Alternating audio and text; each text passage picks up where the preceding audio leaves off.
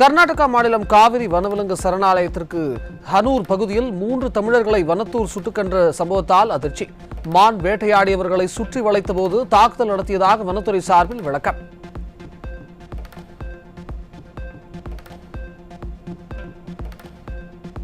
கர்நாடகாவில் தமிழர்கள் 3 பேர் சுட்டுக் கொல்லப்பட்டதற்கு முதலமைச்சரும் தமிழக வெற்றிக் கழக தலைவருமான ஜோசப் விஜய் கண்டனம். பாதிக்கப்பட்டவர்களின் குடும்பத்தினருக்கு தேவையான உதவிகளை வழங்குவதுடன் உயர்மட்ட விசாரணை குழு அமைத்து தவறிழைத்தவர்களுக்கு உரிய தண்டனை வழங்கப்பட வேண்டும் என கர்நாடக அரசுக்கு தமிழக முதலமைச்சர் வலியுறுத்தல். கர்நாடக வனப்பகுதியில் 3 தமிழர்கள் சுட்டுக் கொல்லப்பட்டது குறித்து சிபிஐ விசாரணை தேவை என பாமக தலைவர் அன்புமணி ராமதாஸ் வலியுறுத்தல்.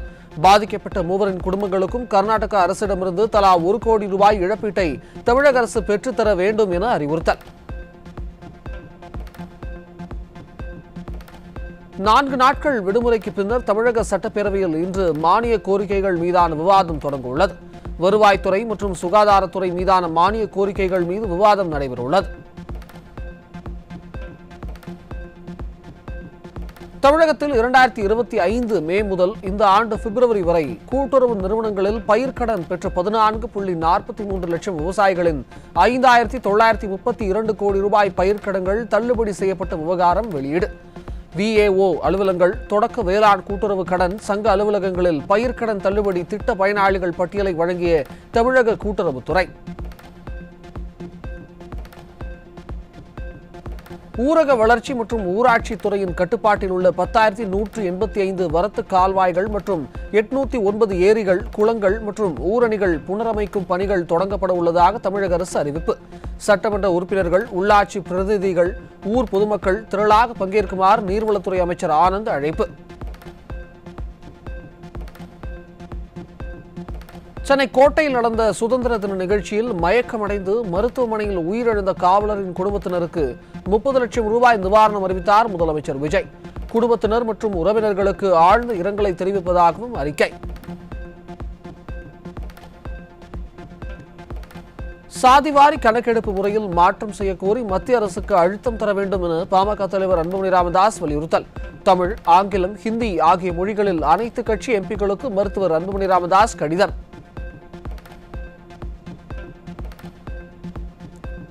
எண்ணூர் கொசஸ்தலை ஆற்றில் மீன்கள் இறந்து கிடப்பது குறித்து விரிவான விசாரணை நடத்த வேண்டும் என பாமக தலைவர் அன்புமணி ராமதாஸ் வலியுறுத்தல். அனல் மின் நிலையங்கள், எண்ணெய் சுத்திகரிப்பு நிலையங்கள் ஆகியவற்றிலிருந்து வெளியேற்றப்படும் தேவ கழிவுகள் கடலில் கலப்பதே காரணம் எனவும் புகார்.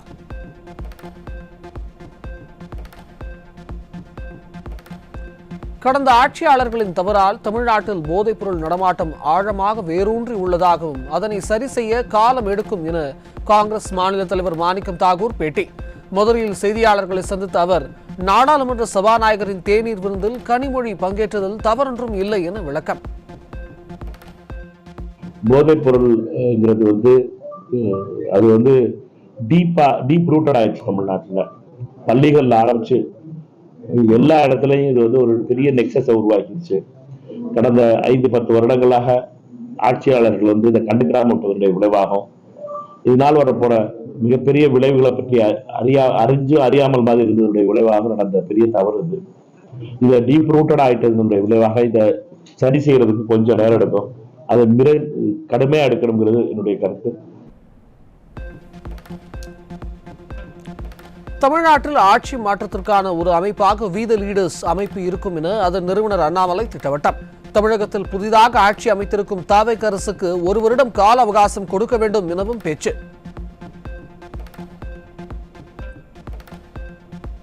கர்நாடக அணைகளிலிருந்து தமிழகத்திற்கு காவிரியில் தண்ணீர் திறப்பு அதிகரிப்பு. கபினி அணையிலிருந்து காவிரி ஆற்றில் நீர் திறப்பு 13,600 கன அடியாக அதிகரிக்கப்பட்டுள்ளது.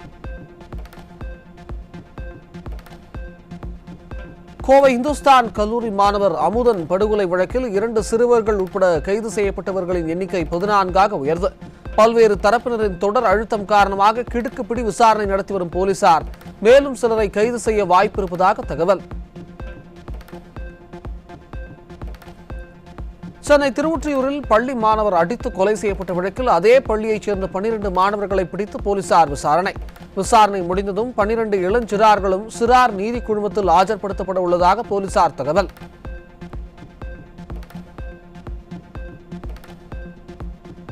ஈரோடு மாவட்டம் தாளவாடியில் கடைக்குள் புகுந்து இளம்பெண்ணை கத்தியால் குத்திய இளைஞரால் பரபரப்பு. இக்கொலை முயற்சி தொடர்பாக சிசிடிவி காட்சிகள் வெளியான நிலையில் காவல்துறையினர் விசாரணை. கடலூர் மாவட்டம் நெய்வேலி அருகே இருவேறு ரவுடி கும்பலுக்கு இடையே நடைபெற்ற மோதலில் ஒருவர் வெட்டி படுகொலை. 3 கார்களில் வந்த ரவுடி கும்பல் சரமாரியாக வெட்டி படுகொலை செய்ததால் அப்பகுதியில் பரபரப்பு.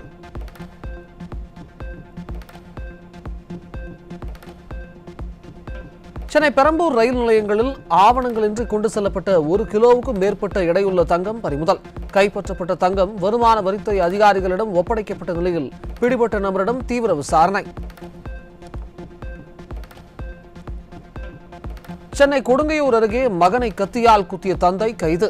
சம்பள பணத்தை வீட்டிற்கு வழங்காதது தொடர்பான வாக்குவாதத்தின் போது மகன் மீது ஆத்திரமடைந்த தந்தை வெறிச்செயல். சென்னையில் ஆம்ஸ்ட்ராங் கொலை வழக்கு தொடர்பாக சிபிஐ போலீசார் மீண்டும் புதிய வழக்கு பதிவு செய்து விசாரணை. சிபிஐ விசாரணையில் புதிதாக குற்றவாளிகள் கைது செய்யப்பட வாய்ப்புள்ளதாக தகவல். சென்னை கொடுங்கையூரில் ஆதரவற்றோர் இல்லத்தில் தங்கி படித்து வந்த 10 வயது சிறுவனின் மீது கொலைவெறி தாக்குதல். தாக்குதலில் ஈடுபட்ட 12 மாணவனை பிடித்து காவல்துறையினர் தீவிர விசாரணை.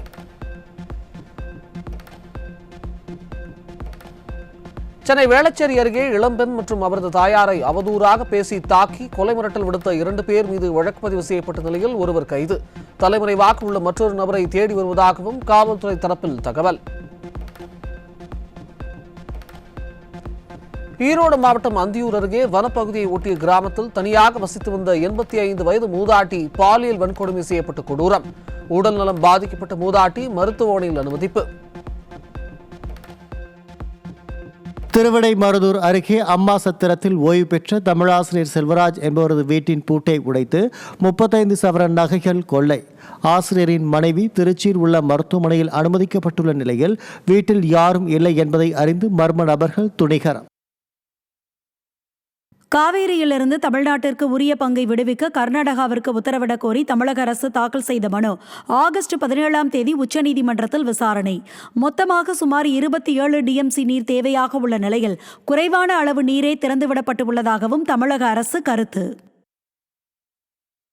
2 நாள் விடுமுறையை கொண்டாட ஏற்காட்டில் சுற்றுலா பயணிகள் குவிந்ததால் கடும் போக்குவரத்து நெரிசல். அண்ணா பூங்கா, குகை கோவில், லேடி ஷீட், கிளியூர் நீர்வீழ்ச்சி ஆகிய முக்கிய சுற்றுலா தலங்களில் மக்கள் கூட்டம் அலைமோதியது. கன்னியாகுமரியில் கடல் நீர்மட்டம் குறைந்ததால் சுவாமி விவேகானந்தர் நினைவு பாறை திருவள்ளுவர் சிலைக்கு செல்லும் படகு சேவை தற்காலிகமாக நிறுத்தம். திடீரென படகு சேவை நிறுத்தப்பட்டதால் ஞாயிறு விடுமுறையை கொண்டாட கன்னியாகுமரிக்கு சென்ற சுற்றுலா பயணிகள் ஏமாற்றம். ஓணம் பண்டிகை சீசன் தொடங்கியதை முன்னிட்டு கேரள மாநிலம் திருச்சூர் வடக்குநாதர் கோவில் மைதானத்தில் வண்ணமயமான மலர்களால் பிரம்மாண்ட அத்தப்பு கோலம் போட்டு அசத்தல். மலர்களால் ஜொலிக்கும் அலங்காரம் பொதுமக்களின் கவனத்தை ஈர்த்துள்ளது. கடந்த 2 வாரங்களில் இந்திய வங்கிகள் வழங்கிய கடன் 221 லட்சம் கோடியாக உயர்வு. கடந்த 10 ஆண்டுகளில் இல்லாத மிகப்பெரிய டெபாசிட் வளர்ச்சியாக கருதப்படுவதாக ரிசர்வ் வங்கி அறிக்கை. ரயில் நிலையங்களில் வைக்கப்பட்டுள்ள குடிநீர் இயந்திரங்களில் இருந்து எடுக்கப்பட்ட மாதிரிகளை பரிசோதனை செய்ததில் ஈகோலை எனப்படும் மனித மல பாக்டீரியா இருப்பது கண்டுபிடிக்கப்பட்டுள்ளதாக தகவல். நாடு முழுவதும் உள்ள 512 முக்கிய ரயில் நிலையங்களில் ஆய்வு செய்ததில் பெரும்பாலான நிலையங்களில் பயணிகளுக்கான அடிப்படை வசதிகள் முறையாக இல்லை என சிஏஜி அறிக்கையில் அம்பலம்.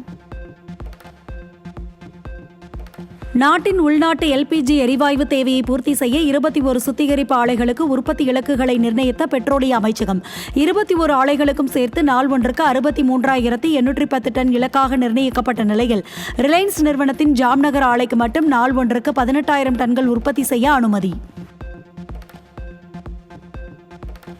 தேனி மாவட்டத்தில் பள்ளி கல்வித்துறையின் தடையை மீறி அரசு பள்ளிக்குள் திருமாவளவனின் பிறந்தநாளை கொண்டாடிய விசிகாவினர் பிறந்தநாள் கொண்டாட்டத்தை ரீல்ஸாக வெளியிட்டுள்ள நிலையில் அடங்க மறுத்து அத்துமீறிய விசிகாவினர் மீது நடவடிக்கை எடுக்க வேண்டும் என பெற்றோர் கோரிக்கை. நம் நாட்டின் முக்கிய வருவாய் ஈட்டும் சுங்க அமைப்புகளில் சென்னை மண்டலம் முன்னிலை. சென்னை மண்டல சுங்கத்துறை நடப்பு நிதியாண்டில் 1,43,000 கோடி ரூபாய் வசூலித்து நாட்டின் மொத்த சுங்க வருவாயில் 19.6% பங்கு வகித்துள்ளதாக தகவல். திண்டுக்கல் மாவட்டம் பழனி அருகே விற்பனைக்காக பதுக்கி வைக்கப்பட்டிருந்த சுமார் 88 கிலோ தடை செய்யப்பட்ட புகையிலை பொருட்கள் பறிமுதல். 2 பேர் கைது செய்யப்பட்ட நிலையில் புகையிலை பொருட்கள் கடத்தி வரப்பட்டது குறித்து விசாரணை. சென்னை கிண்டியில் கல்லூரி மாணவர் ஓட்டி சென்ற கார் ஆளுநர் மாளிகை சுற்றுச்சுவரில் மோதி விபத்தில் 5 பேர் காயமடைந்த நிலையில் அடையார் போக்குவரத்து புலனாய்வு போலீசார் விசாரணை. சேலம் மாவட்டம் மேட்டூர் அருகே சாலை நடுவே உள்ள தடுப்பு சுவரின் மீது மோதி சரக்கு லாரி விபத்து. தடுப்பு சுவரில் எச்சரிக்கை பலகை மற்றும் ஒளி பிரதிபலிக்கும் ஸ்டிக்கர் இல்லாத காரணத்தால் விபத்து ஏற்படுவதாக வாகன ஓட்டிகள் புகார். திருப்பத்தூர் அருகே களை கட்டிய மீன்பிடி திருவிழாவில் ஊத்தாக்குடையுடன் நூற்றுக்கணக்கானோர் உற்சாகமாக பங்கேற்பு. கட்லா, ரோகு, சீசி, ஜிலேபி, கெண்டை, விரால் என வளர்ப்பு மற்றும் நாட்டு வகை மீன்கள் ஏராளமாக கிடைத்ததால் மக்கள் மகிழ்ச்சி. மெக்சிகோவின் கரிபியன் கடற்கரையில் 1,00,000 டன் பாசிகள் குவிந்ததால் சுற்றுலாத்துறை கடுமையாக பாதிக்கப்பட்டுள்ளதாக தகவல். கடற்கரையை சுத்தப்படுத்தும் பணியில் உள்ளாட்சி அமைப்புகள் தீவிரமாக ஈடுபட்டு வரும் நிலையில் சுற்றுலா பயணிகள் வருகை கடும் சரிவு. உலகின் முதல் பெரிய மின்சார விமானத்தின் சோதனை ஓட்டம் வெற்றிகரமாக நிறைவு செய்து அமெரிக்காவின் ஹார்ட் ஏரோஸ்பேஸ் நிறுவனம் வரலாற்று சாதனை. சுற்றுச்சூழலுக்கு பாதிப்பில்லாத புதிய மின்சார விமான தொழில்நுட்பம் விமான போக்குவரத்து துறையில் பெரும் மாற்றத்தை ஏற்படுத்தும் எனவும் எதிர்பார்ப்பு. நார்வே நாட்டின் அடர்ந்த பனிப்பகுதியில் தூங்கிக் கொண்டிருந்த பனிக்கரடியை எழுப்பி தொந்தரவு செய்த சுற்றுலா பயணிக்கு இந்தியா மதிப்பில் 5 லட்சம் ரூபாய் அபராதம் விதித்த வனத்துறை. வனவிலங்குகளுக்கு இடையூறு விளைவிப்பவர்கள் மீது கடுமையான நடவடிக்கை எடுக்கப்படும் என அந்நாட்டு வனத்துறை எச்சரிக்கை. ஜிம்பாப்வேயில் ஏற்பட்ட படகு விபத்தில் சிக்கி பலியானோரின் எண்ணிக்கை 72ஆக உயர்வு. ஆற்றில் மூழ்கியவர்களை மீட்கும் பணியில் மீட்புப் படையினர் தீவிரமாக ஈடுபட்டுள்ள நிலையில் மேலும் பலர் மாயமாகி உள்ளதாகவும் தகவல். ஆகஸ்ட் 18ஆம் தேதி செங்கல்பட்டு மற்றும் விழுப்புரம் மாவட்டங்களில் இடி மின்னலுடன் கனமழைக்கு வாய்ப்பு. சென்னை வானிலை ஆய்வு மையம் அறிவிப்பு.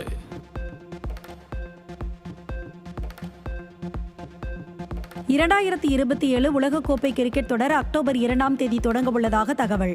தென்னாப்பிரிக்கா, ஜிம்பாப்வே மற்றும் நமீபியா ஆகிய நாடுகளில் நடைபெறும் இந்த தொடருக்கான தயாரிப்புகளை தீவிரப்படுத்தியது ICC. விவசாயிகள் டெல்லி நோக்கி பேரணியாக செல்ல அழைப்பு விடுத்துள்ள நிலையில் தலைநகரில் பாதுகாப்பு ஏற்பாடுகள் தீவிரம். பஞ்சாப், ஹரியானா மாநில எல்லையான கானாவரியும் டெல்லி செல்லும் சாலையை மூடி போலீஸ் பாதுகாப்பும் பலப்படுத்தப்பட்டுள்ளது. வாரணாசி விமான நிலையத்திலிருந்து வெளியே வந்த பயணி திடீரென துப்பாக்கி சூடு நடத்தியதில் 2 பாதுகாப்பு ஊழியர்கள் காயம். ஆயுத சோதனை போது நடத்தப்பட்ட துப்பாக்கிச் சூடு குறித்து போலீசார் தீவிர விசாரணை. ராணிப்பேட்டை மாவட்டம் அரக்கோணம் அருகே கடம்பநல்லூரில் இரவில் அடுத்தடுத்த 3 வீடுகளின் பூட்டை உடைத்து 10 லட்சம் ரூபாய் ரொக்கம் மற்றும் 10 சவரன் நகை கொள்ளை போனதால் மக்கள் அதிர்ச்சி. பல்வேறு பகுதிகளில் பதிவான கண்காணிப்பு கேமரா காட்சி உதவியுடன் கொள்ளை நபர்களை பிடிக்க தக்கோலம் காவல்துறையினர் தீவிரம். கோவை மாவட்ட நீதிமன்ற அரசு வழக்கறிஞராக நியமிக்கப்பட்ட கார்த்திக் பிரபு மீது குற்ற வழக்குகள் நிலுவையில் இருப்பது தெரியவந்துள்ளதால் பரபரப்பு. அரசு வழக்கறிஞராக நியமிக்கப்படும் ஒருவரின் பின்னணி முறையாக பரிசீலிக்கப்பட்டதா என மக்கள் கேள்வி. சிரியாவின் டார்டல் கடற்படை தளம் மற்றும் மெய்மிம் விமான தளம் ஆகியவற்றிலிருந்து தனது படைகளை வெளியேற்ற உள்ள ரஷ்ய படைகள் வெளியேறுவதால் மத்திய தரைக்கடல் பகுதியில் ரஷ்யாவின் ராணுவ ஆதிக்கம் குறையும் எனவும் தகவல். தஞ்சாவூரில் உலக பிரசித்தி பெற்ற புன்னைநல்லூர் ஸ்ரீ மாரியம்மன் கோயில் ஆடித் திருவிழாவையொட்டி முத்து பல்லக்கு பெருவிழா கோலாகலம். 1000க்கும் மேற்பட்ட பக்தர்கள் பால் குடம் எடுத்தும் அழகு குத்தியும் சுவாமி தரிசனம்.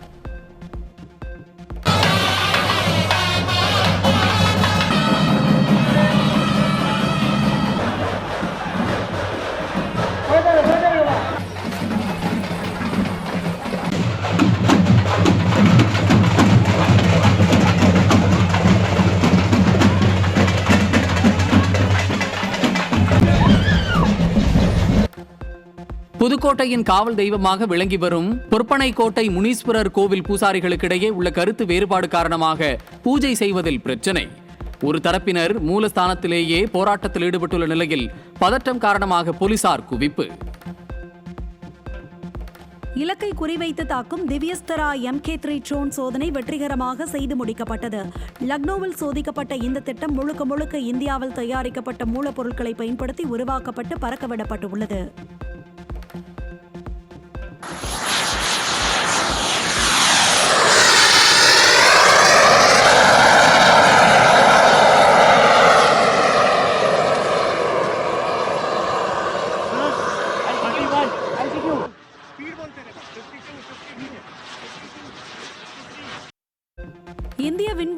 மாணவர்களுக்கு இந்தியாவிலேயே முழுமையான பயிற்சி அளிப்பதற்காக ககன்யாத்ரி நிவாஸ் என்ற பெயரில் தனிமைப்படுத்தும் மையம் அமைக்க இஸ்ரோ தீவிரம். இதற்கான டெண்டர் கோரப்பட்டுள்ள நிலையில் இம்மையத்தில் உலக தரத்திலான பயிற்சி மருத்துவ சிகிச்சைகள் வழங்கப்படும் எனவும் தகவல்.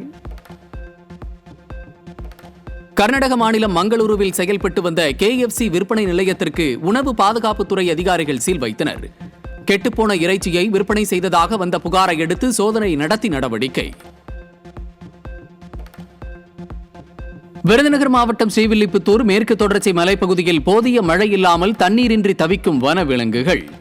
யானை, புலி, மான், காட்டெருமை, காட்டுப்பன்றி, மிளா ஆகிய விலங்குகள் தண்ணீர் தேடி வனப்பகுதியை விட்டு வெளியேற வாய்ப்புள்ளதாக தகவல். உலகின் நம்பர் 1 சதுரங்க வீரரான நார்வேயின் மேக்னஸ் கால்சன் பிரான்ஸ் தலைநகர் பாரிஸில் நடைபெற்ற ஸ்போர்ட்ஸ் உலகக்கோப்பை சதுரங்க போட்டியில் தொடர்ந்து 2வது ஆண்டாக சாம்பியன் பட்டம் வென்று சாதனை. விறுவிறுப்பாக நடைபெற்ற இறுதிப் போட்டியில் பெலாரஸ் நாட்டின் இளம் கிராண்ட் மாஸ்டர் டெனிஸ் லாசாவிக்கை 2-0 என்ற செட் கணக்கில் வீழ்த்தி அசத்தல்.